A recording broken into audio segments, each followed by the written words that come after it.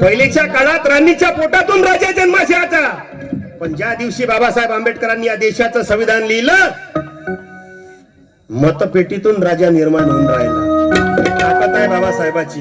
मग तो हिंदू असो, बुद्ध असो, ख्रिश्चन असो, चांभार, धनगर, तेली, नाभी, मातंग, ब्राह्मण, सर्वांना एका समान मताचा अधिकार दिला बाबासाहेबांनी. पण आम्ही किंमत नाही केली मताची. एक म्हैस जर घ्यायला मार्केटमध्ये जाण तर 80,000 रुपयाची म्हैस आहे. एक चांगली जोडी जर घ्यायची आहे बैलाची तर 1.5 लाख रुपये किंमत आहे बैल जोडीची. आणि चांगलं कुत्र जर घ्यायचं असेल तर 5 ते 10 हजार रुपयाचं एक कुत्र आहे. आणि काही काही मुर्दाड लोक आपलं मत विकते 500 रुपयात. काही काही गावात नारा चालू आहे, जो पाजन दारू न खाऊ घालन मटन त्याच्याच नावाचं दाबू बटन. मग एक वाटी रस्सा 5 वर्ष बोंबलत बसा.